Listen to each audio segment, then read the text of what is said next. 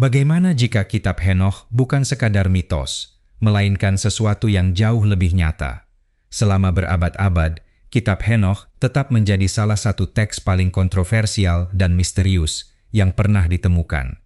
Isinya penuh dengan penglihatan-penglihatan aneh, makhluk-makhluk langit, serta kisah-kisah yang tidak pernah masuk ke dalam kanon agama arus utama. Kini, dengan bantuan teknologi Grok AI, para peneliti mulai menganalisis bahasa, pola, dan makna tersembunyi di dalamnya dengan cara yang belum pernah dilakukan sebelumnya. Namun bukannya memberi kejelasan, hasil analisis itu justru mengungkap keterkaitan dan tafsiran baru yang membuat orang harus memikirkan ulang apa sebenarnya makna dari teks kuno ini. Kalau kamu baru di sini, jangan lupa subscribe dan terus ikuti kami. Kami membahas teks-teks kuno, sejarah yang terlupakan, serta pertanyaan-pertanyaan yang jarang diangkat oleh kanal lain. Lalu, apa sebenarnya kitab Henokh dan mengapa ia disembunyikan? Kitab Henokh, yang juga dikenal sebagai Henokh pertama, adalah teks keagamaan Yahudi kuno yang dikaitkan dengan Henokh, kakek buyut dari Nuh. Diperkirakan, teks ini berasal dari sekitar tahun 300 sebelum Masehi hingga 100 sebelum Masehi, meski banyak ahli percaya beberapa bagiannya bahkan lebih tua lagi. Kisahnya menceritakan perjalanan Henokh melintasi langit, pertemuannya dengan para malaikat dan makhluk yang telah jatuh, serta penglihatan mendetail tentang penghakiman, alam semesta, dan akhir zaman. Bagi sebagian besar tradisi Kristen Barat, kitab ini sama sekali tidak diakui dalam kanon resmi. Ia dikeluarkan dari Alkitab selama dewan-dewan gereja awal, dan selama lebih dari 1000 tahun, versi lengkapnya praktis hilang dari dunia Barat. Satu-satunya tradisi Kristen yang tetap mempertahankannya sebagai bagian dari kitab suci resmi adalah Gereja Ortodoks Ethiopia, yang menyimpannya dalam bahasa kuno Ge'ez. Dari sanalah versi lengkap pertama kembali dikenal dunia Barat, ketika penjelajah Skotlandia bernama James Bruce membawa salinannya dari Ethiopia pada tahun 1773. Dan yang membuatnya begitu penting adalah ini.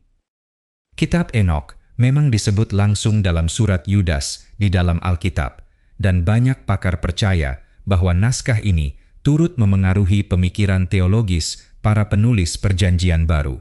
Yesus dan para pengikutnya hampir pasti mengenal teks ini. Maka pertanyaan besar yang selalu muncul adalah, mengapa kitab ini akhirnya disingkirkan? Apakah isinya terlalu berani, terlalu rinci, atau mungkin mengandung gagasan yang tidak ingin disebarluaskan oleh pihak-pihak tertentu? Misteri itulah yang mendorong orang-orang ingin mengujinya lewat kecerdasan buatan. Mereka ingin membaca kitab ini tanpa terhalang oleh politik keagamaan yang sudah berlangsung selama berabad-abad, dan Grok memberi mereka cara untuk melakukan itu. Lalu, apa sebenarnya Grok AI dan mengapa dipilih untuk keperluan ini? Grok merupakan kecerdasan buatan yang dikembangkan oleh xAI, perusahaan milik Elon Musk. Diluncurkan pada akhir tahun 2023, AI ini dirancang untuk memberikan jawaban yang lebih terbuka dan berani menjelajahi topik-topik yang tak biasa dibandingkan pesaingnya. Dengan basis data pelatihan yang sangat besar, Grok mampu melakukan analisis teks secara mendalam, mengenali tema-tema tersembunyi, membandingkan struktur sastra, serta merangkum gagasan-gagasan rumit. Sebenarnya, penggunaan AI untuk menganalisis teks keagamaan kuno bukan hal baru. Para peneliti sudah lama menggunakan alat komputasi untuk mengkaji gulungan Laut Mati, Taurat, maupun Perjanjian Baru. Namun yang membedakan penggunaan Grok untuk mengulas kitab Henokh adalah kemudahan aksesnya. Kini bukan hanya akademisi yang bisa mengajukan pertanyaan mendalam, tetapi siapapun bisa memperoleh jawaban yang tersusun rapi. Pengguna dapat meminta Grok membandingkan bab-bab tertentu, menemukan simbol yang berulang, atau menjelaskan makna teologisnya dengan bahasa sederhana. Dan dari situlah para peneliti serta penggemar menemukan sesuatu yang mengejutkan. Grok tidak sekadar merangkum isi kitab Henokh. Sistem ini berhasil menemukan pola struktural, kelompok tema, serta ketegangan teologis dalam teks tersebut yang sebelumnya hanya dibahas dalam jurnal akademis yang jarang dibaca orang kebanyakan. Selain itu, ia juga menarik hubungan between kitab Henoch dengan teks-teks kuno lainnya, mulai dari mitologi Mesopotamia hingga naskah Laut Mati, sehingga analisisnya benar-benar bersifat edukatif. Poin pentingnya adalah, Grok tidak membuat klaim supranatural. Ia hanya mendiskusikan model bahasa besar, yaitu mencari pola dalam bahasa, menghubungkan berbagai gagasan, dan menyajikannya secara jelas. Namun, ketika materi sumbernya adalah sesuatu yang sekompleks dan sekuno Henoch pertama, pola-pola itu menjadi sangat menarik untuk disimak. Para pengawas, bagian yang langsung ditandai oleh AI. Salah satu hal pertama yang disorot Grok saat menganalisis kitab Henoch adalah bagian yang disebut kitab para pengawas, yang mencakup bab 1 hingga 36. Bagian ini menceritakan sekelompok makhluk surgawi bernama para pengawas, yaitu malaikat yang bertugas mengawasi manusia namun memilih turun ke bumi, mengambil istri dari kalangan manusia, dan melahirkan keturunan campuran yang disebut Nephilim. Ini bukan sekadar kisah sampingan, melainkan inti utama dari bagian pertama buku tersebut. Yang ditandai Grok adalah bahwa kisah ini terhubung langsung dan bahkan memperluas beberapa ayat samar dalam kitab Kejadian 6 ayat 1 hingga 4, di mana anak-anak Allah mengambil anak-anak perempuan manusia sebagai istri dan menghasilkan keturunan raksasa. Kitab Henoch menyebutkan nama-nama para pengawas secara rinci, menyebut Samjaza sebagai pemimpin mereka, dan menjelaskan secara mendetail pengetahuan yang mereka bawa kepada manusia, termasuk pengolahan logam, kosmetik, ilmu sihir, serta rahasia astrologi. Grok juga mencatat sesuatu yang telah lama menjadi perbincangan para ahli. Kisah tentang para Watcher ini memiliki kemiripan struktural yang kuat dengan teks-teks kuno Mesopotamia, khususnya cerita tentang Akalu, makhluk semi-ilahi dalam mitologi Sumeria dan Babilonia yang dikatakan datang dari langit dan mengajarkan peradaban kepada manusia. Kesamaannya begitu dekat, sehingga beberapa peneliti percaya kedua tradisi ini bersumber dari materi asal yang sama, namun lebih tua lagi. Alasan mengapa hal ini penting bagi analisis AI secara khusus adalah karena Grok mampu memetakan hubungan-hubungan ini di berbagai teks secara bersamaan, sesuatu yang tidak bisa dilakukan seefisien itu oleh seorang peneliti manusia yang membaca satu buku pada satu waktu. AI ini menampilkan tumpang tindih tersebut secara jelas dan tanpa bias, sehingga membuat hubungan budaya ini lebih mudah dipahami oleh pembaca awam. Sekarang mari kita bahas soal Nephilim dan apa yang ditemukan AI mengenai hal ini. Nephilim, keturunan dari para Watcher dan perempuan manusia, digambarkan dalam kitab Henoch sebagai raksasa yang melahap segala hasil karya manusia, lalu berbalik menyerang manusia itu sendiri, dan pada akhirnya saling menyerang satu sama lain. Ketika mereka mati, konon roh mereka berubah menjadi roh-roh jahat di bumi, yang menurut teks ini menjadi asal mula aktivitas kejahatan di dunia. Ini merupakan klaim teologis yang cukup besar, dan Grok menganalisis bagaimana hal ini sesuai atau tidak sesuai dengan teologi Kristen dan Yahudi arus utama. Yang ditemukan adalah bahwa narasi ini memberikan kerangka penjelasan yang tidak lengkap dalam Alkitab kanonik. Alkitab memang menyebut Nephilim, tapi tidak menjelaskan apa yang terjadi di neraka, atau dari mana asal roh-roh jahat tersebut. Kitab Henoch mengisi kekosongan itu dengan jawaban yang sangat spesifik. Grok juga menunjukkan bahwa konsep Nephilim muncul dalam berbagai budaya kuno lain dengan nama yang berbeda-beda.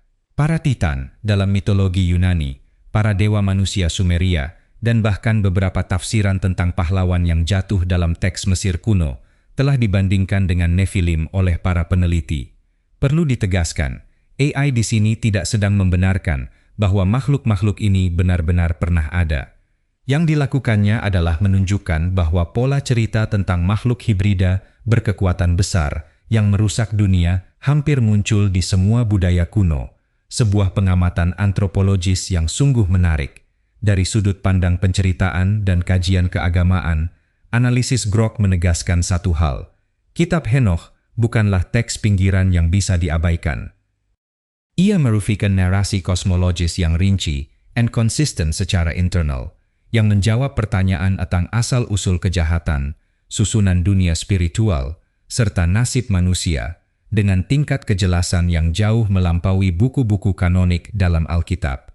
Para malaikat yang jatuh, daftar nama yang hampir terhapus dari sejarah. Salah satu hal paling mencolok yang diangkat Grok dari kitab Henoch adalah bahwa teks ini benar-benar menyebutkan nama-nama malaikat yang jatuh tersebut.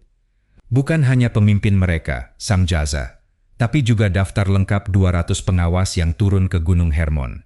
Nama-nama seperti Azel, Armaros, Barakijal, Kokabel, dan Zakiel muncul dalam teks dengan peran khusus masing-masing. Azel sendiri mendapat perhatian yang sangat besar. Menurut kitab Henoch, Azel mengajarkan manusia cara membuat pedang, perisai, dan baju zirah, yang pada dasarnya adalah teknologi perang. Ia juga mengajarkan kaum perempuan seni berhias dengan logam dan perhiasan, yang oleh teks ini digambarkan sebagai bentuk kerusakan moral. Hukuman Tuhan dalam teks tersebut secara khusus ditujukan kepada Azel, yang diikat dan dilemparkan ke dalam kegelapan untuk menunggu pengadilan akhir.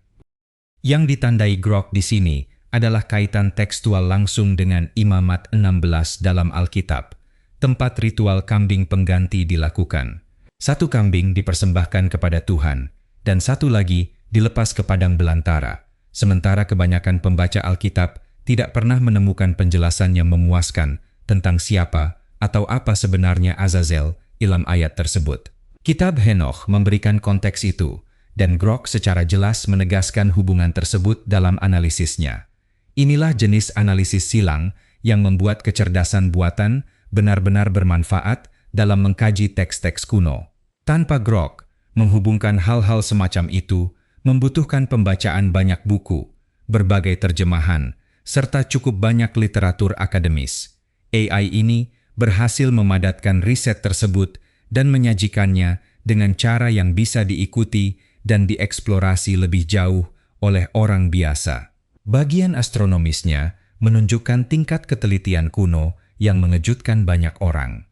Bab 72 hingga 82 dari kitab Henoch dikenal sebagai kitab benda-benda penerang atau kitab astronomi. Bagian ini sebenarnya termasuk salah satu bagian tertua dari seluruh teks, dengan potongan-potongan yang ditemukan di antara gulungan laut mati yang diperkirakan berasal dari sekitar tahun 200 sebelum Masehi. Bagian ini membahas pergerakan matahari, bulan, dan bintang dengan detail yang cukup luar biasa untuk zamannya. Analisis Grok menyoroti bahwa bagian ini menggambarkan sistem kalender matahari yang terdiri dari 364 hari, dibagi menjadi 4 musim yang masing-masing berjumlah 91 hari.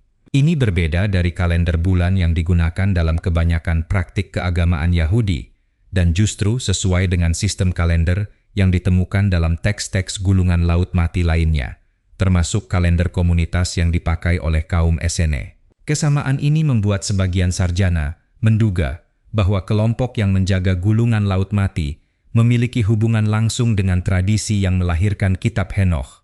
AI ini juga mencatat bahwa deskripsi astronomis dalam bagian ini, meski tidak akurat menurut standar sains modern, mencerminkan sistem pengamatan yang cukup canggih dan memerlukan pengamatan langit malam secara cermat dan berkelanjutan. Penjelasan tentang gerbang-gerbang matahari, 6 di ufuk timur dan 6 di ufuk barat, sesuai dengan fenomena pengamatan nyata.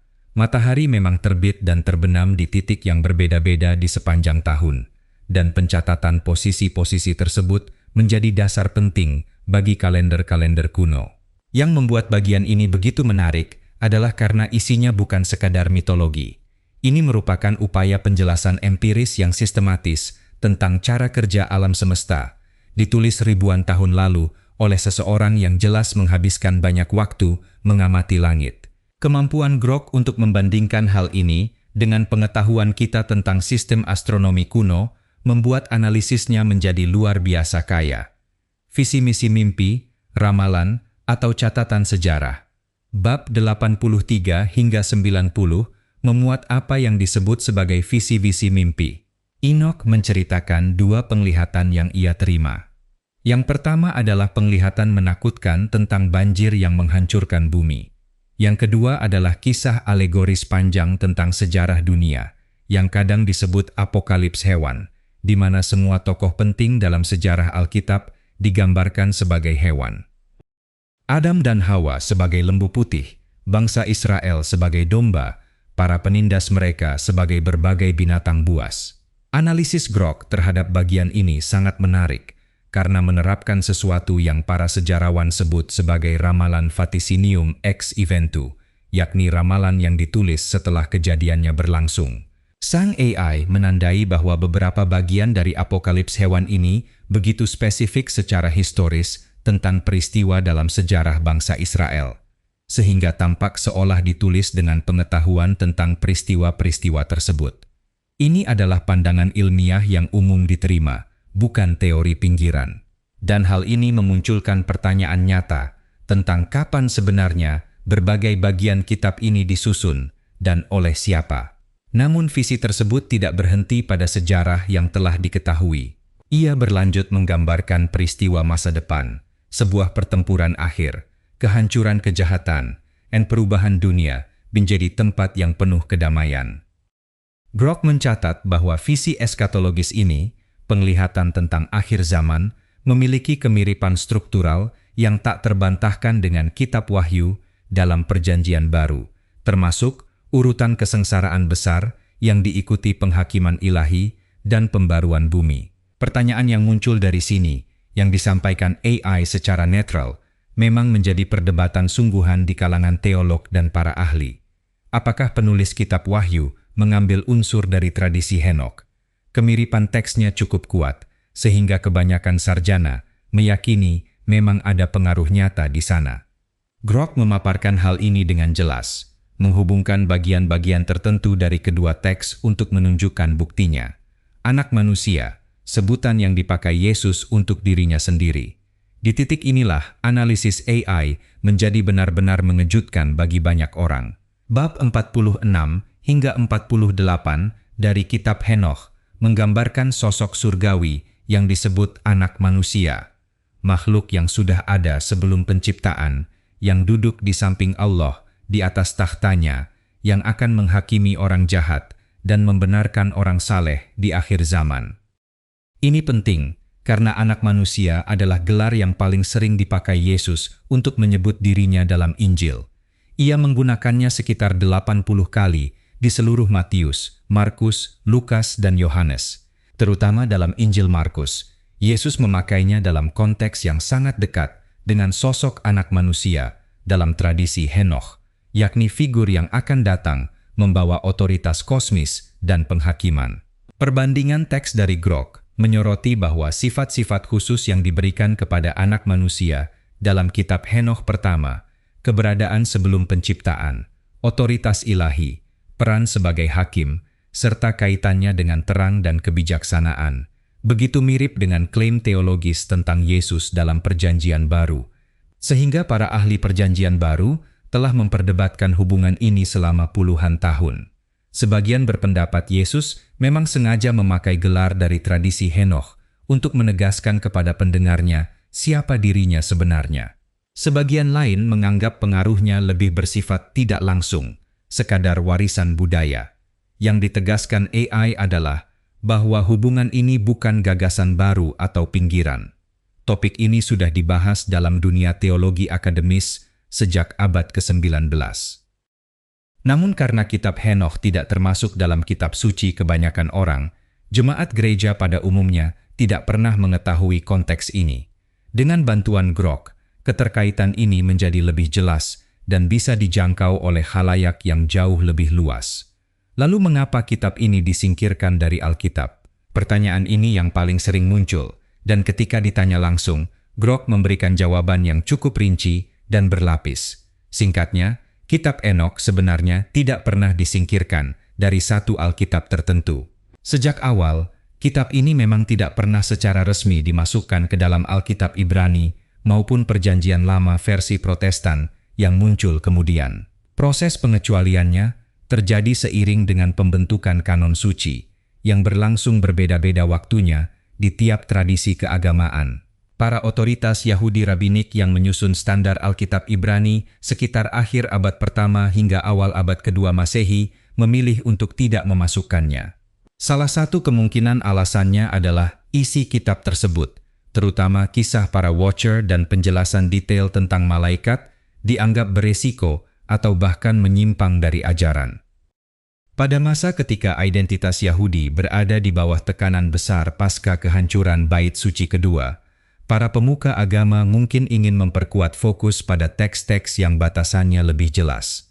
Sementara itu, dalam tradisi Kristen awal, konsili-konsili yang menyusun kanon Alkitab, seperti Nisea pada tahun 325 Masehi dan Kartago pada tahun 397 Masehi, memperdebatkan banyak teks. Pada masa konsili-konsili tersebut berlangsung, Kitab Enok sudah beredar selama berabad-abad dan jelas memberi pengaruh besar pada teologi Kristen. Namun, gambaran vivid tentang malaikat yang jatuh serta kosmologinya yang rumit mungkin membuatnya sulit disesuaikan dengan kerangka teologis yang sedang dibangun gereja pada masa itu.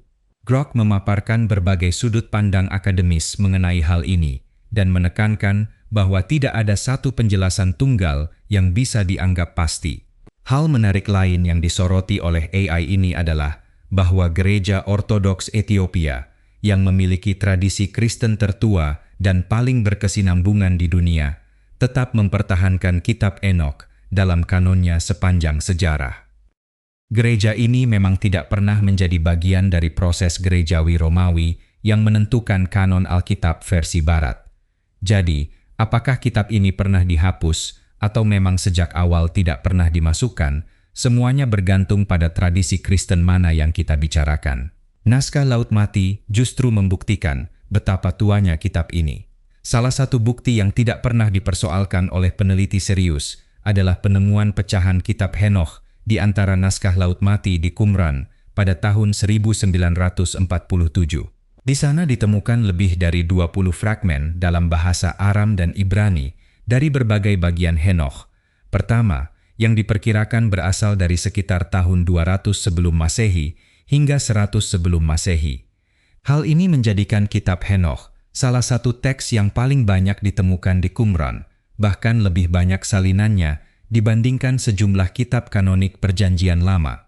Grok menekankan hal ini ketika ditanya soal kredibilitas historis teks tersebut.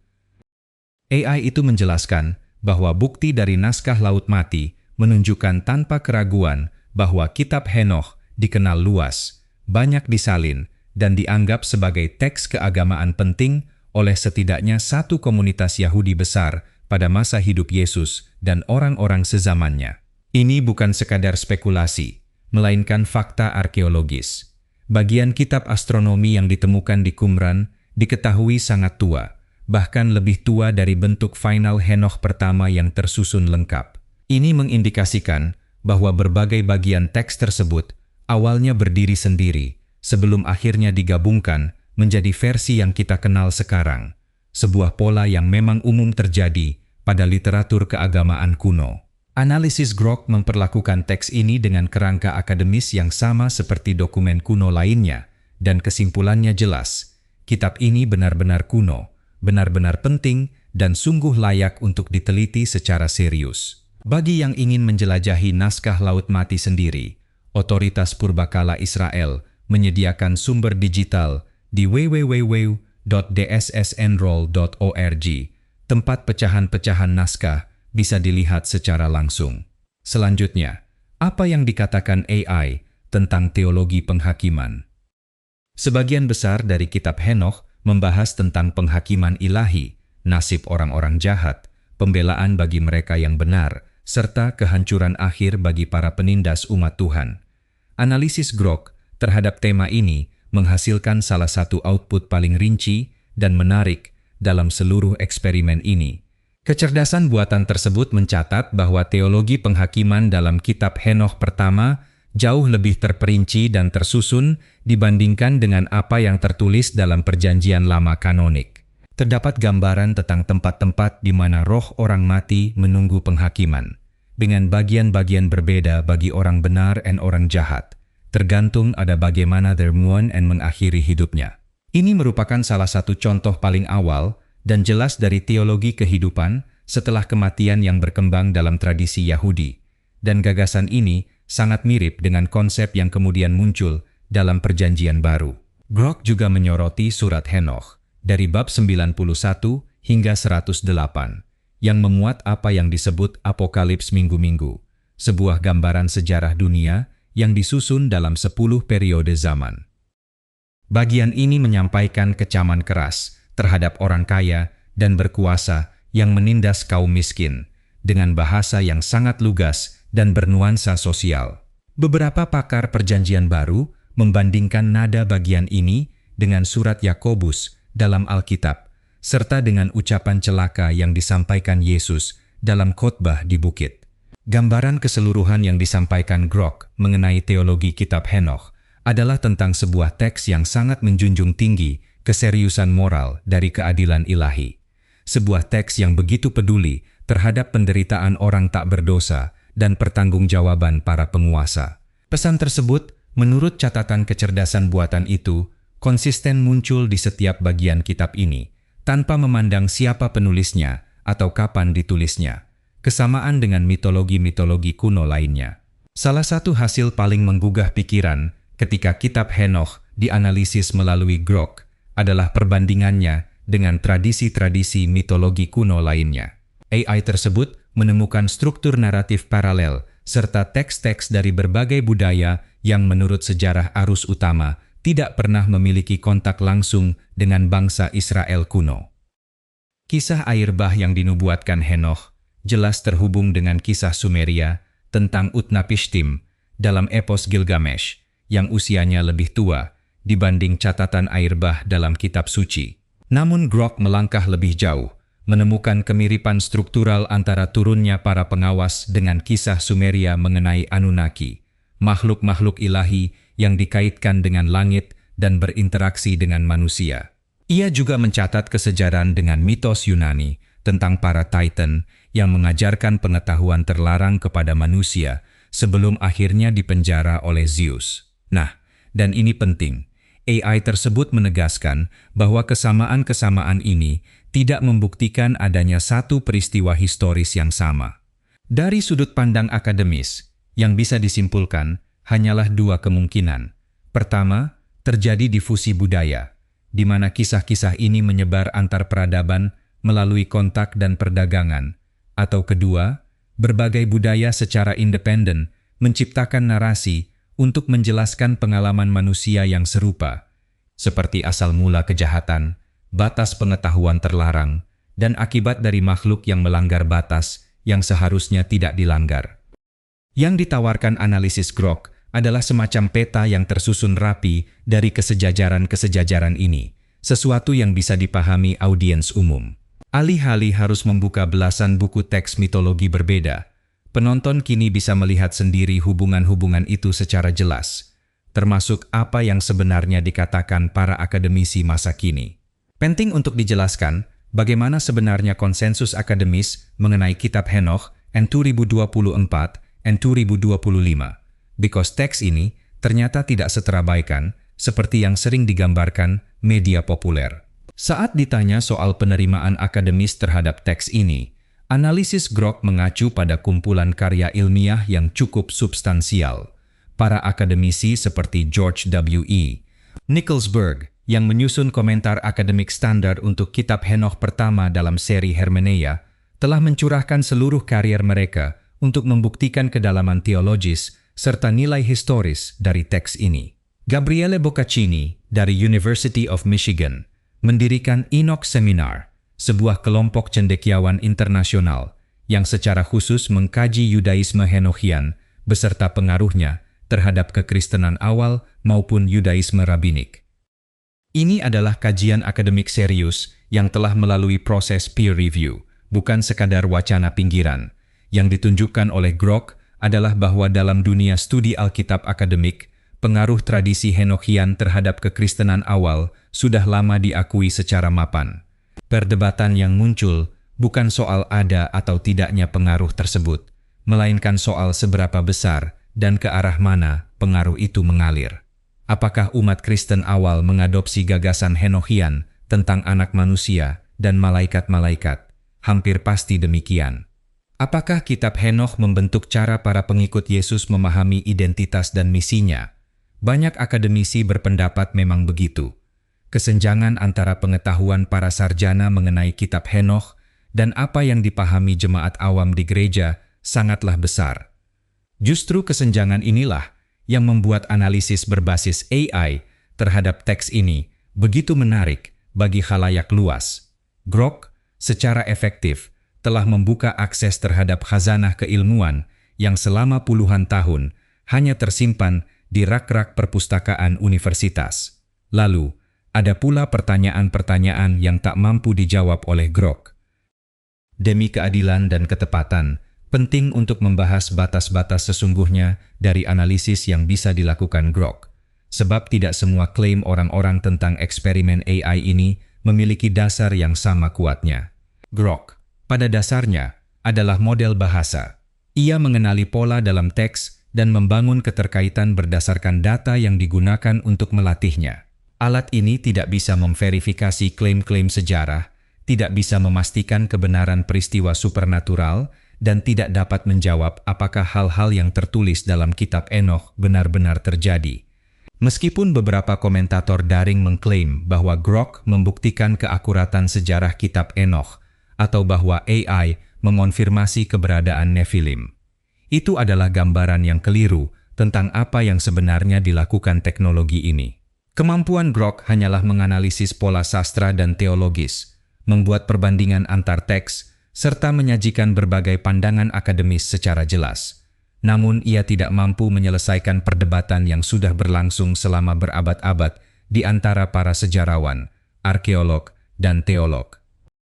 Pertanyaan apakah para Watcher itu makhluk nyata, simbol belaka, atau sekadar mitos, bukanlah sesuatu yang bisa diputuskan oleh AI manapun. Bahkan Grok sendiri, ketika ditanya dengan cermat, mengakui hal itu secara terbuka. Ada pula persoalan mengenai makna yang mungkin hilang dalam proses penerjemahan. Kitab Henokh aslinya ditulis dalam bahasa Aram dan Ibrani, lalu dilestarikan dalam bahasa Ge'ez. Setiap terjemahan pasti melibatkan pilihan tertentu. Grok terutama menganalisis versi terjemahan bahasa Inggris, khususnya terjemahan R.H. Charles tahun 1917 dan terjemahan A. Isaac yang lebih baru dalam kumpulan Old Testament Pseudepigrapha.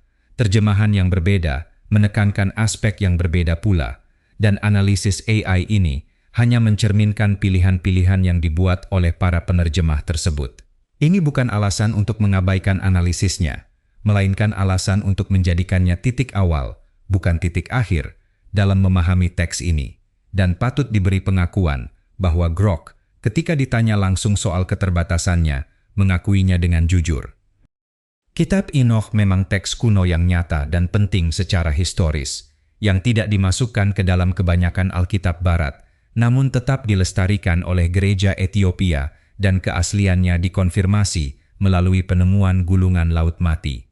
Ketika Grok AI menemukan pola-pola tersebut, kaitannya dengan teologi Alkitab, gelar anak manusia, kisah para Watchers, daftar malaikat yang jatuh, serta unsur astronominya, semua itu sesungguhnya sudah dikaji para sarjana serius selama puluhan tahun.